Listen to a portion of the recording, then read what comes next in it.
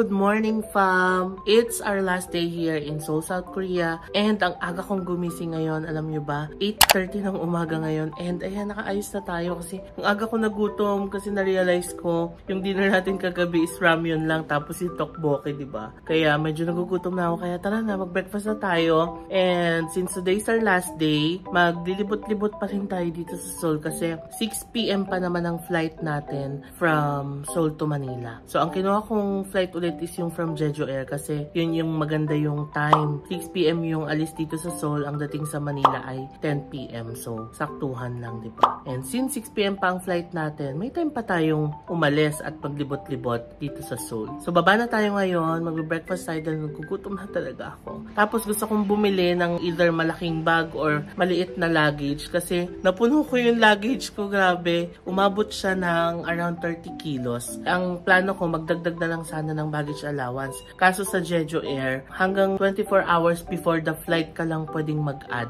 ng baggage. After that, hindi ka na pwedeng mag-add sa airport na. Eh sabi ko, sayang naman, may 10 kilo baggage allowance pa ako for check-in. I want to utilize that. Kasi yung maliit kong Herschel na bag, hindi abot ang 10 kilos dyan. So sayang. Kaya bawasan natin yung check-in natin, lagay natin sa hand carry para hindi tayo mag-over sa airport, diba? And may utilize natin yung 10 kilo check-in allowance ng airline. So yun lang ang gagawin natin. After that, tingnan natin kung saan pa tayo pwedeng makapaglibot kasi nga 6 PM pa naman ang flight natin.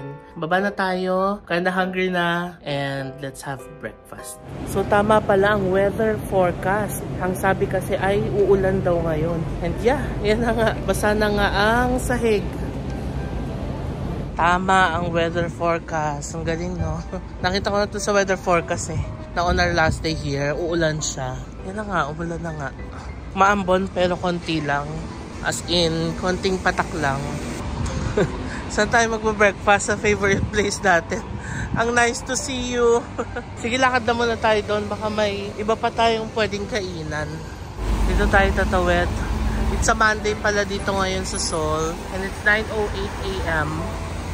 Since hindi holiday dito, for sure, busy ang mga tao ngayon dahil papasok sa work. Ito pala ang Hongdae sa umaga.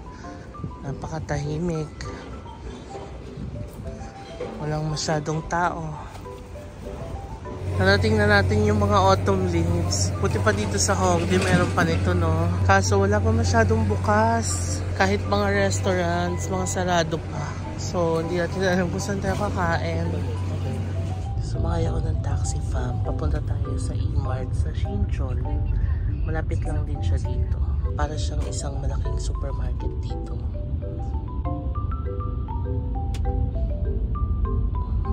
We made it sa Shincheon. Super lapit lang. Matatalaw ko nga dito yung parang Airbnb natin. Ang binayad ko sa taxi ay 5,000 Korean won. So, flag down plus 2,000 won, no? Kaya super lapit lang talaga. Kaya ako pumunta dito kasi E-Mart is like a supermarket. Ganon. So, tingin tayo ng mga products na pwedeng bilhin. Wow, magdadagdag pa sa maleta, no? And then, baka may maleta din kasi dito. Tapos, malapit na rin yata yung Hyundai department store. Meron ding Daiso dito. Ayan. Pero kain muna tayo. Ang ganda rin dito sa Shincheon area. Oh. May mga autumn leaves pa. Hollies. Meron pa sila mga sandwich dito. Tignan natin. False alarm yung Hollies. Sarado pa. Tataka kung pindot ako ng pindot, walang lumalabas. Hindi bumubukas yung door. Dito tayo mag-breakfast. Cafe Gate here in Shincheon. Umorder ako ng Americano and a sandwich. Here's our breakfast. Egg sandwich with ham and iced Americano. Grabe, ang laki ng Americano. Wow, sarap. Ang sasarap talaga ng mga cafes dito sa Korea, no? Good to share. Ngayon ko lang nakita, bagel pala yung tinapay niya. Tapos may egg, may ham, may cheese. Sarap. Perfect yung parte ng Americano. We're done with breakfast. Diyan tayo nag-breakfast. Ang ganda ng logo nila, oh. Cafe Gate. Ngayon, punta na tayo sa E-Mart and sa Daiso. Actually, Daiso siguro muna kasi 10 o'clock magbubukas yung E-Mart. Eh, 9:45 pala. Pero yung Daiso bukas na. Ito ang Shincheon area. Dito tayo dumaan kahapon nung papunta tayong Hanggang Park. Tapos, pag diniretso mo to, dito rin yung papuntang Myeongdong area. Ito na yung Hyundai department store, oh. Lapit lang, di ba? Ito ang Daiso. Daiso muna tayo. Ito na ang E-Mart. 9:54 na. So, 6 minutes na lang bukas na sila.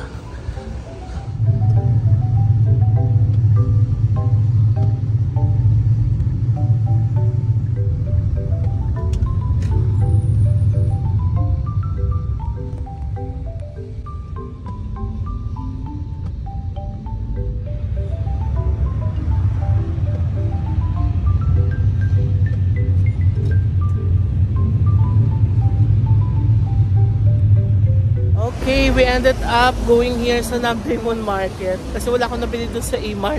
Ang binayaran natin ay 8,000 Korean won. Okay na din. Sige, lakad tayo dito sa Namdaemun Market.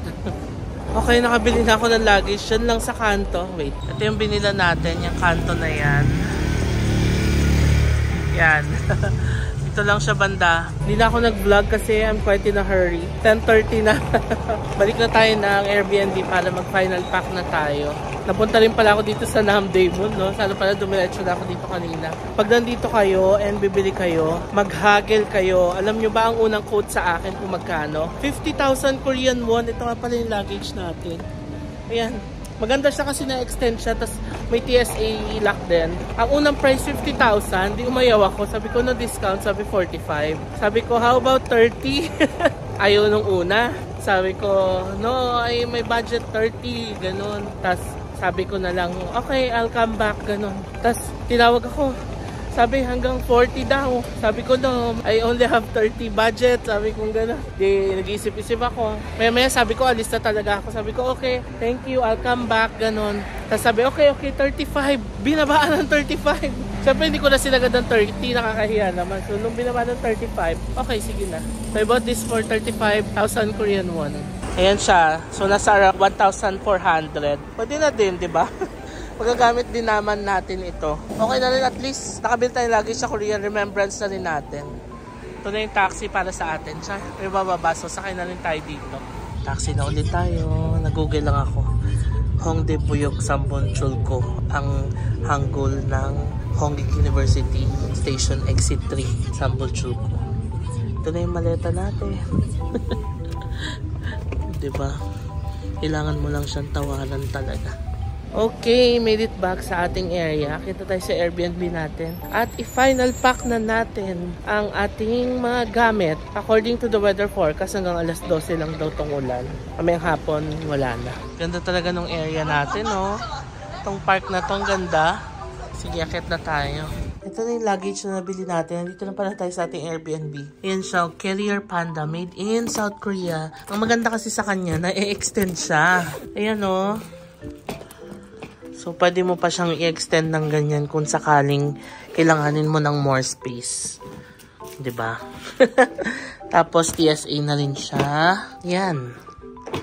That's it. Maganda siya, diba? 35,000 Korean won. Sige, naayusin na natin yung gamit natin. Okay, maayos na ang gamit natin. This is 11 kilos. Tignan nyo, fam. Ito yung maganda sa kanya na i-extend siya. Tapos, this is 24 kilos.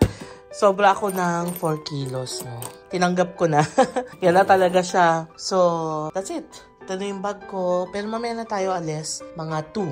Ano oras na ngayon? It's 12:30. Actually, ang checkout time dito ay 11. Tapos nagpaalam ako sa owner na baka pwede mag-checkout ako ng 2. Pumayag, napakabait kasi wala naman daw mag-check-in. Maglilinis lang siya after ko umalis, diba? Tapos without any additional charge yun. So, magla-lunch na muna tayo sa labas. Plano ko dito na lang mag-lunch dito sa may Forest Park sa area natin. Lakad-lakad na lang tayo dyan. Dyan na tayo mag-lunch. At around 2 p.m., sakay na tayo ng train or bus going to the airport na. And we're out. Ang ganda talaga dito sa area natin. And tignan nyo, medyo nawala na yung ulan. Tamang-tama ang weather forecast. Sabi sa weather forecast hanggang alas 12 lang yung ulan. True enough. Nawala na yung ulan. Ang ganda pa ng mga dahon dito. Ang pangalan pala ng place na to ay Gyeonggi Line Forest Park. Dito lang siya sa exit 3 ng Hongik University Station. So maglalakad-lakad na lang tayo dito. dito na rin tayo hanap ng makakainan. Actually, parang naka-adapt na nga yung katawan ko sa lamig eh. Pero alam nyo, ano ngayon? 4 degrees. Kasi umulan. Pero yung 4 degrees na yan, kapag nagsalita ka, uusok yung bibig mo. Ganong levels. Pero in terms of lamig, okay lang, tama lang. Hindi kagaya nung nakaraan na -5. Ito yung nilalakad natin. Ang ganda dito, no? Marami, may mga photo studio, tapos cafes, restaurants, coffee shop, Dak Galbi. Doon banda may mga autumn leaves pa. There's chat time here. Autumn leaves. Ang ganda. Ang napansin kong marami dito, mga photo studios. Yan o, Photo Gray, Photo Sharp. Sikat na sikat mga photo studios dito. Wow, ang ganda naman ng mga dahon na to. Isang pahaba pa yan hanggang doon.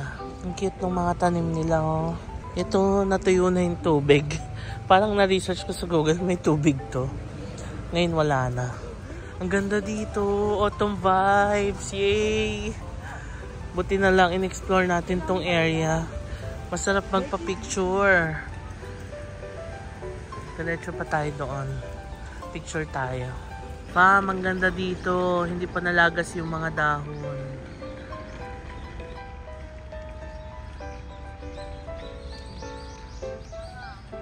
Okay, lakad na tayo pabalik ng ating Airbnb. Hindi ako nakahanap ng kainan, no? Pero madami siya. Pero actually, ko kasi kilala. May mga nakikita ko mga pho, Dak Galbi, ganon. Hindi ko alam kung ano kakainin ko. Parang gusto ko ng mainit na sabaw. Ayoko naman ng pho. Kasi nasa Korea tayo, di ba? Masarap kumain ng pho kapag nasa Vietnam. Gusto ko ng Korean food. Tingnan natin, hanap pa tayo. Maaga pa naman. 2:00 pa naman tayo mag-check out ng Airbnb. Actually, pwede nga hanggang 3:00 eh. Kasi nag-chat si owner. 3:00 pa naman daw siya darating. So, parang siya sabi niya na, sige, take your time. Ganun. Sobrang bait, diba? By the way, it's our last day here in Seoul. Medyo nakakalungkot kasi saglit lang tayo. I want to stay longer. Gusto ko pang pumunta sa mga ibang tourist spots dito. And gusto ko rin tumawid pa ng mga ibang provinces. However, hindi natin kaya. Wala tayong time. So, pagbalik natin ng Pinas, magre-ready na ulit ako ng requirements. Mag-a-apply ulit tayo ng visa. And magta-try tayo na makakuha ng multiple. Kung single, okay lang. Basta wag ma-deny. Try and try until you succeed. Ganun. Hanggang sa makakuha tayo ng multiple entry visa. Tawid tayo. Ang ganda dito, no? Sige, hanap tayo ng makakainan. Daan tayo ulit ng Oliviang Hongdae. Everyday na lang talaga ako nagpapabudol sa Oliviang. Hindi kasi may nag-DM sa akin si Cathy from Instagram na nag-live daw si V nung isang araw. Tapos meron siyang nakitang lip balm na Dr. Chart. Ginamit daw ni V. So titignan ko dito pag meron, bili tayo. O diba, inuna muna ang lip balm bago yung lunch. Oliviang Hongdae. How sad. Sold out daw. Ang bibilis sa mga armies. Better luck next time. Sige. Hanap tayo ng makakainan yung mabilis lang. Dito yung Jordan na binilhan natin kagabi. Ang daming mga Jordan shoes dito. Tapos, super mura lang. According to Ate Ems. Kasi hindi ko naman alam ang price ng Jordan. Pero, yeah, super mura daw ang Jordan dito sa South Korea. Sabi ni Ate Ems. Naglalakad ako pabalik dun sa Airbnb natin kasi naisip ko sa convenience store na lang mag-quick lunch. Total masarap naman dun, di ba, yung iniinit na rice. Tapos pili na lang tayo ng ulam doon. May nadaanan akong kainan.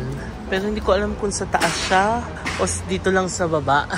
Pero meron silang beef ribs for 20,000 won. I wanna try. Sige, pasok tayo. Dito na tayo. Good for 2 pala yung menu nila. Minimum for 2. 20,000 Korean won. Tapos order ako ng rice. Ganito talaga usually sa mga Korean restaurants, no? Or sa mga restaurants dito sa Seoul. Palaging good for 2. Remember sa previous South Korea vlogs natin, nahirapan din ako maghanap ng kakainan. So, ganun talaga. Take out na lang siya. Bigay na siya ng sides. Tsaka ito, salad. Ito yung restaurant niya. Oh. Nadaanan ko lang. So, dito na tayo kakain. Liit lang, ha? Thank you. Ganito pala siya. Okay, excited to eat. So, kakainin mo siya ng mainit na mainit pa.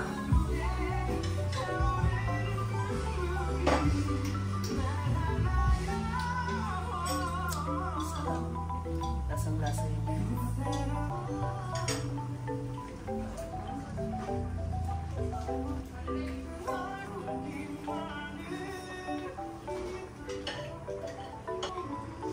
Hala, grabe. Sobrang sarap.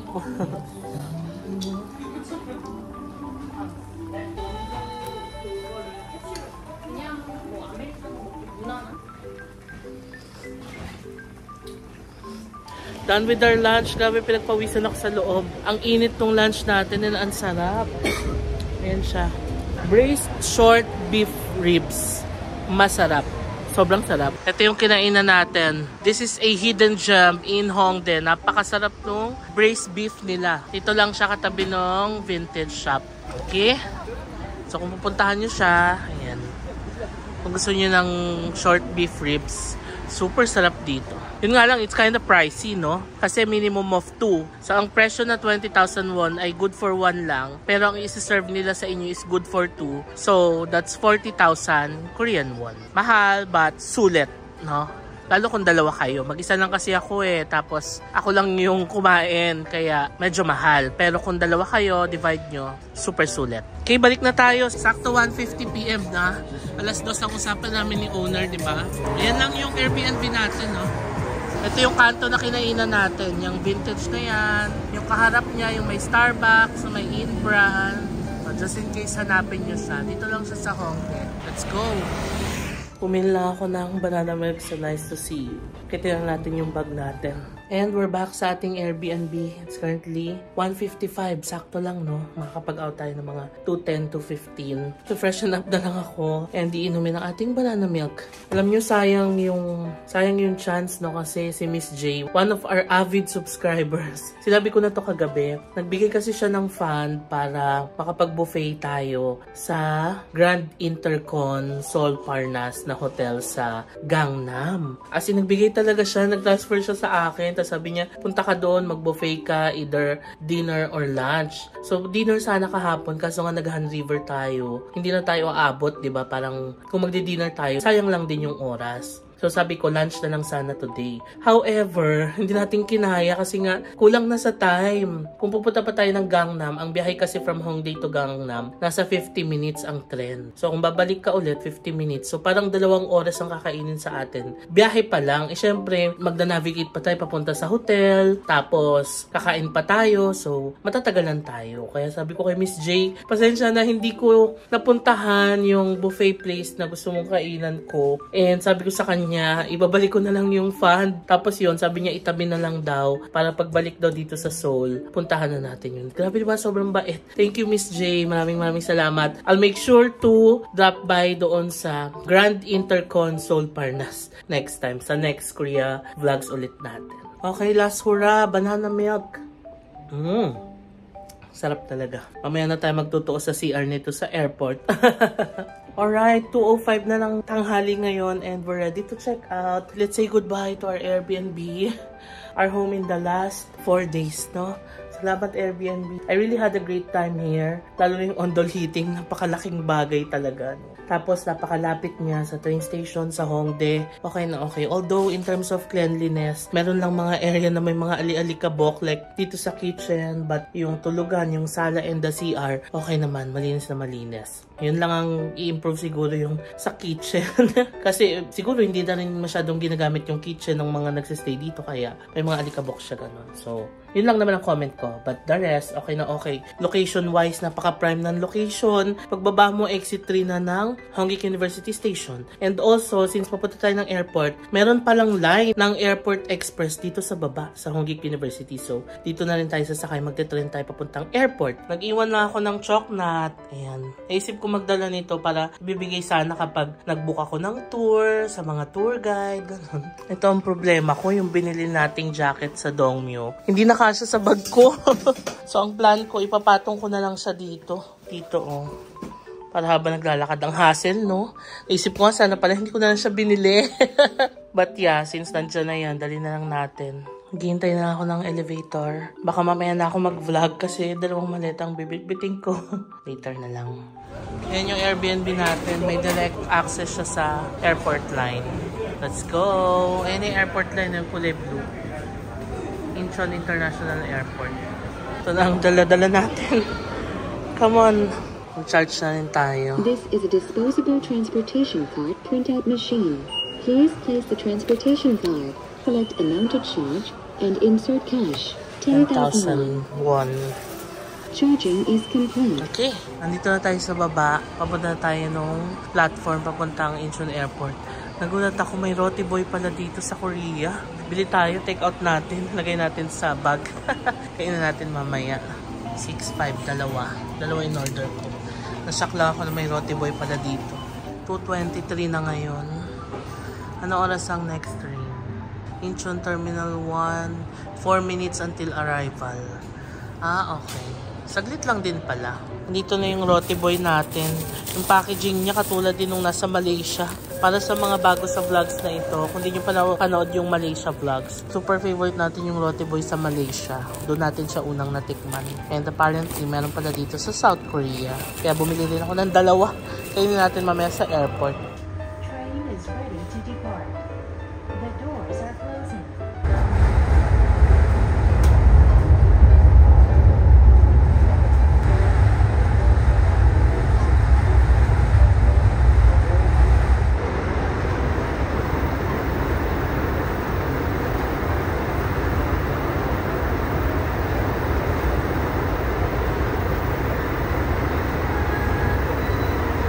So we're finally here sa Incheon International Airport Terminal 1. Nasa around 50 minutes nga ang biyahe from Hongdae kasi this is an all-stop train going to Incheon Airport.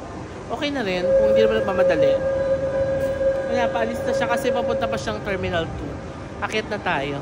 O diba, kayang-kaya magdala ng dalawang maleta sa ngalan ng shopping galore. Kaya-kaya pa mag-vlog.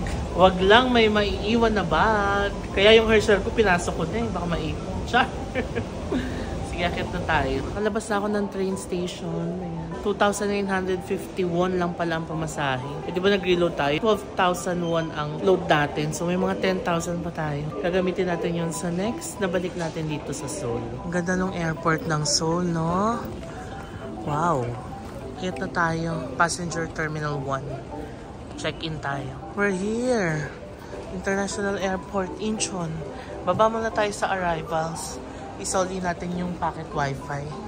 Alright, it's time to return our packet wifi. By the way, I booked this on Klook. So, kung pupunta kayo dito sa South Korea, book kayo ng packet wifi nyo sa Klook and use my code JMBankisho to get discounts. I-return na natin siya dito sa gate 10 to 11 kung saan natin siya nakuha. Here, let's return it here. KT. Ganun lang kabilis, na-return na natin yung packet wifi. Akita tayo sa departures nang makapag-check-in na. Lumabas lang ako saglit dito kasi nagpicture ako. Pampost ko sa Instagram. Pasok na tayo. Ang ganda pa ng mga puno doon, no? Ay dahon. Pasok na tayo bago pa may magkawalaan ng bag. I-check-in na natin yan. Come on. So lumabas lang din ako dito sa departures area. Wala lang, gusto ko lang makita. Goodbye Seoul. I'm going to miss you. I'll be back very soon.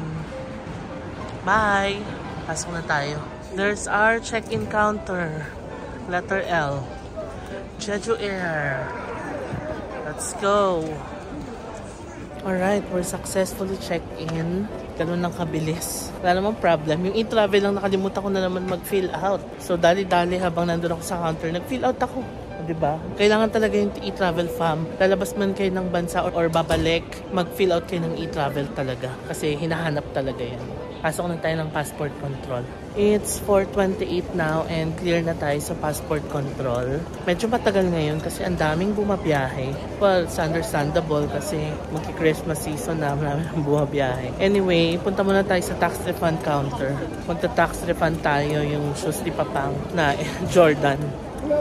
Tsaka meron pa yata akong isang ipapatax refund. Olens? Olens yata. Sige, let's go. Okay, we're done sa tax refund. Nagpapawisan na akong init na dito sa loob ng airport. Kasi syempre sobrang lamig sa labas, so hindi sila nag-aircon dito. Punta na tayo sa gate natin. Layo ng tax refund. sayang din naman yun, no? Ang na-refund ko din ay 11,000 Korean won. Pwede na. So that's more or less 500 pesos. Ito yung robot nila. Enjoy the various facilities. Please select below. Na-realize ko, hindi ko pala tayo nakapag-Paris baguette sa trip na to. Package, food, and souvenir. Ang saya nung Dunkin sa kanila. May mga sandwiches din. Ating favorite, egg sandwich, donuts. Bili tayo ng inumin lang. Tapos punta tayo sa boarding gate natin. Kikita ko na yung drink natin. Hershey's Choco na ice. Ginagawa na ni ate. Yun. There's our gate. Manila. Jeju Air. 6:05 PM. Tikman nga natin yung Roti Boy. Although hindi na mainit. Masarap kumakain ng mainit na mainit. Tingnan natin kung same siya dun sa kinakain natin sa Malaysia.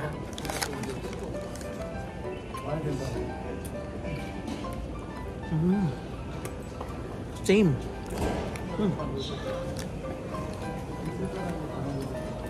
Same. Same na same. Sarap. Kung hindi nyo pa natikman to, pag napunta kayo ng Kuala Lumpur, Malaysia, hanapin nyo to. Roti Boy. #JM recommends yan. Lasang kape yung ibabaw, pero hindi matapang na kape. Yung parang light coffee lang. Tapos yung loob niya, buttery. Sarap. Umalis muna ako sa boarding kasi medyo nainip ako. Ang aga natin 30 minutes pang nakaupo. So nagtingin-tingin muna ako dito sa Shinsegae Duty Free Shop. And alam nyo ba, nabudol na naman ako. Tingin-tingin kasi ako ng cosmetics and fragrances. Tapos hinahanap ko sana yung Dr. Jart na ginamit ni V. Tapos napunta ako sa perfume. Itong si ate, napaka-convincing. So nabudol ako. Pumili ko ng isang perfume. Yung Moschino Toy Boy, yung color black. Ito siya, oh.